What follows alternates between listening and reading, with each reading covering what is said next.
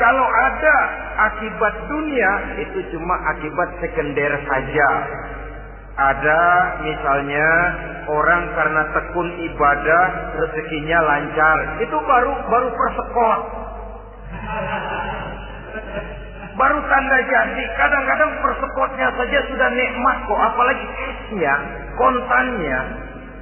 Sebaliknya kalau ada orang rajin ibadah, rezekinya seret, jangan jadi alasan. Kok lu nggak sembahyang? Alah, tetangga gua rajin sembahyang melarang terus. Ya memang sholat itu bukan dengan target dunia, target akhirat, saudara-saudara. Oleh sebab itu, seorang muslim adalah seorang yang berpandangan luas, berjiwa lapang. Maksudnya apa? Tujuan jangka pendek dan jangka panjang ini harus dia raih kedua-duanya. Ini yang oleh Al-Quran diajarkan agar setiap muslim mencapai fid dunia hasanah wa fil akhirati hasanah. Kebaikan di dunia, kebaikan di akhirat. Itu arti hasanah. Jangan macam orang dulu, punya istri dua pergi haji. Yang satu yang muda istrinya namanya Hasanah, yang satu namanya Khadijah. Waktu tawaf keliling Ka'bah, si suami ini nggak bisa doa apa-apa kecuali Rabbana atina itu. Tiap putaran Rabbana atina fid dunya hasanah wa fil akhirati hasanah. Putaran kedua Rabbana atina fid dunya hasanah wa fil akhirati hasanah. Ini istri tuanya yang namanya Khadijah dengerin aja. Akhirnya di satu saat dia colek suaminya, "Bang, mentang-mentang Hasanah bini muda disebutin melulu. Saya dong disebutin dalam doa." "Iya dah, Pak, putaran selanjutnya." Suaminya blow on juga. Putaran kedua dia baca Rabbana atina fid dunya hasanah wa fil akhirati Khadijah.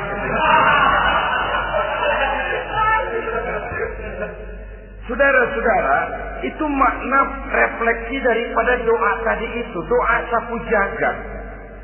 Kita ingin fid dunya hasanah wa fil akhirati hasanah. Tujuan jangka pendek dunia tercapai, tujuan jangka panjang akhirat dan ridho Allah juga tergapai. Oleh sebab itu Al-Quran menjelaskan, "Wabtaghi fima ataakallahu ad-daral akhirah wa la tansa nasibaka minad dunya." Dengan karunia yang diberikan Allah kepadamu, carilah bahagia akhirat. Wa la tansa nasibaka minad dunya, tetapi jangan lupakan bagianmu dalam kehidupan di dunia ini. Cari akhirat, utamakan akhirat dengan tidak usah melupakan jasahmu di dunia. Kenapa saya katakan seorang muslim berjiwa besar? Sebab andai kata dia gagal mencapai tujuan jangka pendek, andai kata dia gagal di dunia, dan dia oleh Islam diajarkan jangan sampai gagal, tapi andai kata dia gagal, dia masih punya tujuan jangka panjang, akhirat dan ridho Allah. Dia masih bisa menghibur diri. Biarlah di dunia kita sederhana, bahkan biarlah susah di dunia, asal di akhirat kita bahagia. Orang yang tidak punya pandangan hidup semacam ini, surgalah dunia ini. Segalanya telah tertumpu di sini. Bila umurnya selesai, ajalnya datang, selesai sudah surganya sampai di situ, dan dia tidak punya pengharapan lain di belakang itu. Maka seluruhnya bertumpu pada kehidupan di dunia, padahal dunia seperti air laut, makin diminum makin haus, makin kering tenggorokan. Dunia yang diperturutkan menyeret manusia ke dalam lingkaran setan, terjebak dalam sifat yang namanya tamak bin rakus alias serakah.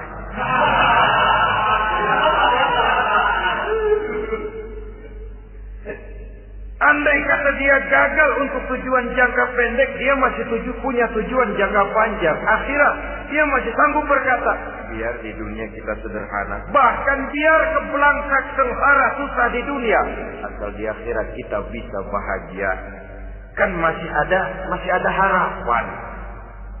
yang paling bangpak, paling rusak betul. Sudah di dunia sengsara, di akhirat celaka. Jadi dunia rumahnya gubuk, pinggir kali miring, asal hujan bocor, utang selebar warung. Bayang kagak, ngaji enggak, puasa enggak, saban malam miris mulu. Saudara hadirin yang saya hormati, lalu kapan mau bahagia kalau sudah di sini susah, di sana akan susah juga. Ini yang pertama, seorang muslim, seorang yang optimis, berjiwa besar, luas pandangan. Kegagalan dia dalam jangka pendek tidak menyebabkan dia melupakan tujuan jangka panjang. Yang kedua, positifnya apa? Cara dia mencapai tujuan jangka pendek diwarnai oleh keyakinan adanya tujuan jangka panjang. Dia memang benar cari harta, tapi karena dia yakin ada akhirat, Allah ridho apa tidak. Ini positifnya. Saya memang cari duit, tapi dengan cara ini Allah ridho apa tidak. Saya memang ingin berpakaian yang rapi, tapi dengan tidak menutup aurat begini, Allah ridho atau tidak. Saya memang bergaul menghormati teman, tapi terjebak dalam minuman keras karena menghormati teman, Allah ridho apa tidak. Ini orang yang punya tujuan jangka panjang. Segalanya diberikan bingkai dengan pertanyaan, Allah ridho atau tidak. Keyakinannya terhadap tujuan jangka panjang mewarnai gaya hidupnya di dunia ini, mencapai tujuan jangka pendek tadi. Mau minum, Allah ridho apa enggak ini? Mau makan, yang saya makan Allah ridho apa enggak ini? Pendeknya apapun yang mau dia kerjakan, karena dia punya keyakinan tujuan jangka panjang, dia selalu menimbang terhadap ridho Allah tadi. Jadi tanpa prestasi ibadah, kita nol besar dalam pandangan Allah. Ini nilai manusia yang hakiki di sini. Ini makna inna akramakum indallahi atqakum. Di akhirat nanti kan tidak pernah akan disidang. Kamu pendidikan setinggi apa? Tidak. Gelarmu berapa renteng? Profesor, doktor? Tidak. Akhirat hanya menyidang kau sholat atau tidak, kau puasa atau tidak, kau zakat atau tidak. Diberikan kamu harta yang banyak, dari mana kau dapat, kemana kau belanjakan. Prestasi ibadah itu yang ditanya. Setinggi apa pendidikan, sebanyak apa pengalaman, no problem. Tidak jadi masalah di akhirat ini. Prestasi ibadah itu yang akan kita persembahkan di hadapan Allah. Itu makna inna akramakum indallahi atqakum. Kerbau dinilai dari dagingnya, makin gemuk makin mahal harganya. Tapi ada perkutut lebih mahal dari kerbau. Perkutut itu mahalan mentahnya loh daripada matangnya. Karena harga perkutut pada suaranya. Lalu di mana harga manusia yang paling gemuk? Tidak. Suaranya, kalau manusia dinilai dari suaranya, barangkali Madonna nomor awal masuk surga. Hanyalah dengan prestasi ibadah kita bisa mencapai tujuan jangka panjang akhirat dan ridho Allah.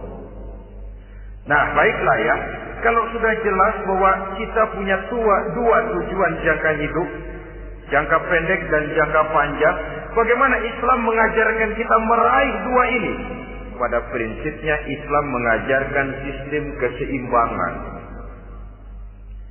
Dalam berbagai aspek kehidupan, keseimbangan ini nampak dengan nyata diajarkan oleh agama kita. Seperti ayat yang saya bacakan tadi. Dengan karunia yang diberikan Allah kepadamu, cari negeri akhirat, tapi jangan lupakan bagianmu di dunia ini. Dalam bentuk yang lebih nyata, bekerjalah untuk duniamu seolah kau akan hidup buat selamanya, tapi bekerjalah buat akhiratmu seolah kau akan mati besok. Manifestasinya dalam kehidupan misalnya orang kaya diperintah membantu yang miskin, tapi orang miskin dianjurkan berusaha. Jangan mengandalkan hidup kepada yang kaya, seimbang. Kamu kaya, betul Pak, bantu yang miskin. Kamu miskin, iya Pak, berusaha. Seimbang.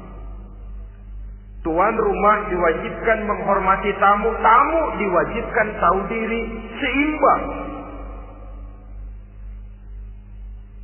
Jadi bagaimana kalau sudah kita bekerja di sawah, di ladang, di pasar, di kantor, anggap kita akan hidup selamanya agar timbul gairah kerja.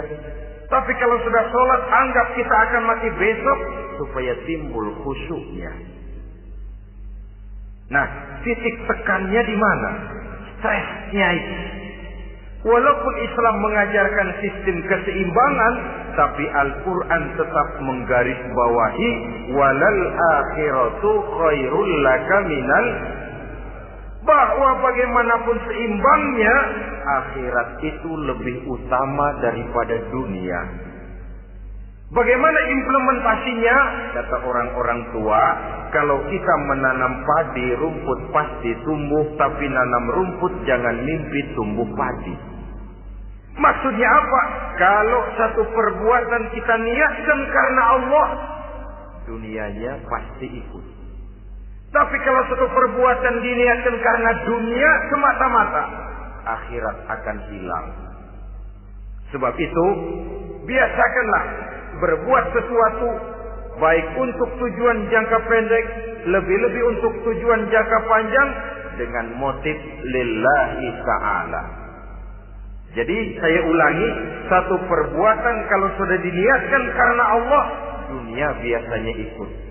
Tapi kalau diniatkan karena dunia semata-mata, akhirat akan luput. Padahal itu titik tekannya, walal akhiratu khairul laka minal ula. Saudara-saudara kaum muslimin rahimakumullah, ini tujuan hidup.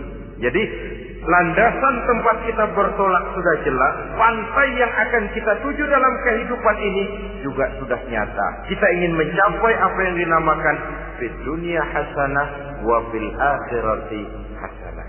Untuk itu perlu ada keseimbangan, tetapi titik tekannya tetap akhirat lebih utama daripada kehidupan dunia ini. Sekarang kalau sudah ada dasar hidup, sudah ada tujuan yang akan kita capai, tentu harus ada alat untuk mencapainya. Semuanya perlu sarana. Bahkan pada hakikatnya dalam kaidah usul fikih para ulama mengajarkan lil wasail hukmul maqasid. Sarana dan tujuan hukumnya sama.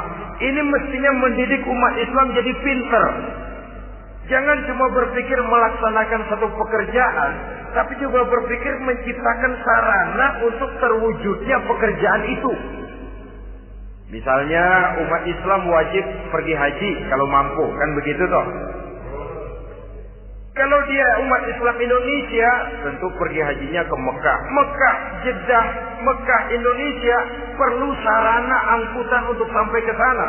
Kapal laut, kapal udara.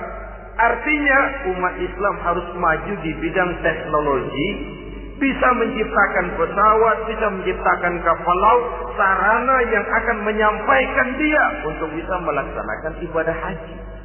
Selama ini kita bertumpu kepada pemikiran, pokoknya kan yang penting gue pergi haji, pakai apa kayak gue punya duit. Dari segi pribadi memang barangkali begitu. Tapi sebagai umat yang harus mencapai kemajuan, apabila diperintahkan melaksanakan sesuatu, kita pun hakikatnya dituntut menciptakan sarana untuk menunjang pelaksanaan sesuatu itu sendiri. Agama mengajarkan an-nazafatu minal iman, kebersihan sebagian daripada iman. Siapa yang menciptakan mesin cuci? Sabun-sabun keras, deterjen, rinso dan lain sebagainya. Siapa yang menciptakan air condition, pembersih ruangan? Kita hanya berpikir pokoknya kan bersih, mau pakai apa sih? Kita jarang yang berpikir kepada pewujudan teknologi modern untuk menerjemahkan hadis itu. Syukurlah belakangan ini sudah muncul teknokrat-teknokrat muslim yang dijiwai oleh semangat Al-Quran membuka tafsir rahasia konsepsi Islam di lapangan teknologi modern yang makin lama makin menunjukkan tuntutan kebutuhan daripada umat itu sendiri. Dengan demikian, apabila ada tujuan hidup, kita memerlukan alat untuk mencapai tujuan tadi. Supaya tujuan di dunia hasanah wa fil akhirati hasanah tercapai, apa alat yang harus kita pakai? Kita lihat surah At-Taubah ayat 111 memberikan jawaban. Innallaha ashtara minal mu'minina anfusahum wa amwalahum bi anna lahumul jannah.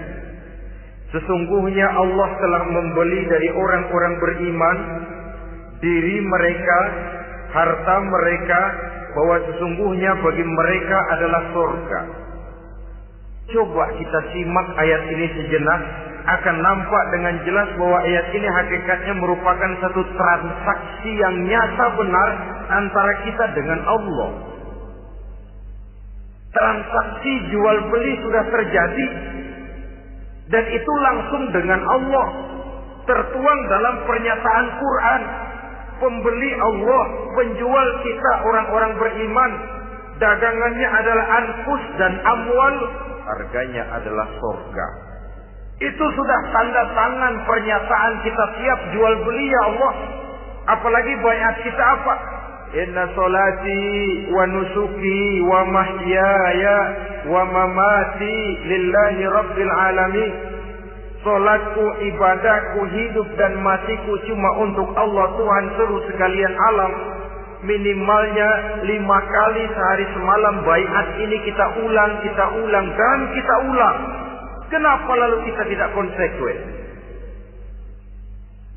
Dalam konteksnya dengan persoalan, maka alat hidup kita itu ada 2. Pertama, anfus. Ini bentuk mufrad dari jamaknya, bentuk jamak dari mufrad nafsun. Biasa diterjemahkan dengan diri. Yang dimaksud dengan diri adalah kepribadian. Yang dimaksud dengan kepribadian ialah kekayaan yang kita miliki dalam kepribadian kita. Artinya bisa tenaga, pikiran, konsep, gagasan, wewenang, ide, pangkat, jabatan, kemampuan, keahlian, skill, itu semuanya masuk ke dalam anfus, diri. Sedangkan amwal bentuk jamak dari mufrad malun, biasa diterjemahkan dengan harta. Pengertian di sini ialah seluruh bentuk-bentuk materi yang berada di bawah kekuasaan kita. Bisa rumah, bisa uang, bisa tanah, bisa kebun, bisa pabrik, bisa peternakan, itu semuanya amwal. Nah, baik anfus maupun amwal, diri, tenaga ke, pikiran ke, harta ke, pangkat ke, jabatan ke, wewenang ke, keahlian ke, untuk tujuan jangka pendek harus jadi rahmah bagi lingkungan. Untuk tujuan jangka panjang harus menunjang jalan menuju ridho Allah. Jadi kalau pangkat kita menjauhkan kita dari ridho Allah, itu bukan nikmat tuh, azab. Punya pangkat bukan melakukan kebaikan, malah melakukan kejahatan, setidak-tidaknya berdiri di belakang kejahatan. Melindungi perbuatan-perbuatan munkar. Dalam kelas kakap melindungi korupsi, dalam kelas 3 jadi backing tukang oprok. Umpamanya itu sudah menyalahi. Alat tidak digunakan untuk mencapai tujuan. Itu untuk tujuan jangka pendek. Lalu amwal, harta, uang, tanah, rumah, kebun, untuk tujuan jangka pendek harus menjadi rahmah bagi lingkungan. Sedang untuk tujuan jangka panjang baik diri maupun harta, harus menunjang jalan menuju ridho Allah, harus meningkatkan prestasi ibadah kita kepada Allah Subhanahu wa ta'ala. Malah yang namanya amwal ini tanggung jawabnya lebih berat loh, saudara. Kalau saudara diberikan ilmu, sidang akhirat cuma satu. Ilmumu kau amalkan untuk apa? Saudara diberikan umur panjang, pengadilan akhirat cuma bertanya satu. Umurmu kau habiskan di mana? Tapi saudara diberikan harta, pertanyaan akhirat dua. Hartamu kau dapat dari mana? Kau belanjakan kemana? Dari mananya dan kemananya ditanya. Depan belakang.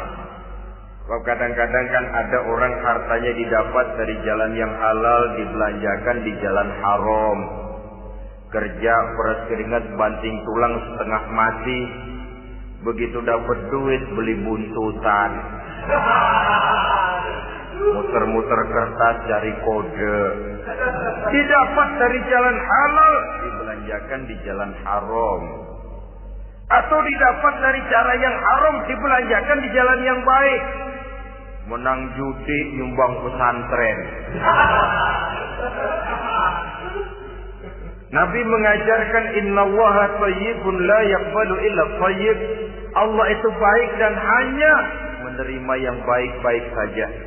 Tidak bisa mencuci kain dengan air najis. Kain akan tetap kotor. Saudara-saudara kaum muslimin rahimakumullah. Oleh karenanya masalahnya terpulang kepada kita, pandai-pandailah membagi orientasi. Suatu saat tenggelam kita dalam kesibukan dunia dan seluruh isinya untuk mencapai tujuan jangka pendek. Lain saat tenggelam kita memfanakan diri untuk mencapai tujuan jangka panjang, akhirat dan ridho Allah. Karena kehidupan ini bukan berjalan tanpa batas. Umur ini bukan satu karunia tanpa pertanggungan jawab. Satu saat setuju atau tidak, rela atau terpaksa, kita akan sampai kepada garis finish daripada perjalanan kehidupan dunia ini. Yang memang merupakan satu perjalanan panjang, a walking tour. Kata orang Kulon, a walking tour, satu jalan yang demikian jauhnya. Entah kita akan sampai ke garis finish. Bila datang ajal, senja kehidupan datang, malam menyelimuti. Datangnya tidak pernah kita sangka, tapi sekali dia datang, tidak satu kekuatan yang bisa menolak. Kehadirannya tidak pernah kita harapkan, tapi satu kali dia datang bertamu, pasti terjadi. Dan itu pasti akan kita temui. Alangkah malangnya pada saat kembali itu datang, kita tidak punya prestasi ibadah. Lalu apa artinya prestasi dunia? Apa artinya tujuan jangka pendek kalau kita harus kehilangan tujuan jangka panjang? Rumah kita yang besar, pangkat kita yang tinggi, harta kita yang banyak, bisakah menolong kita untuk kalau sudah kumpul di padang mahsyar nanti? Malaikat, jangan gebukin saya, rumah saya harga 2 miliar.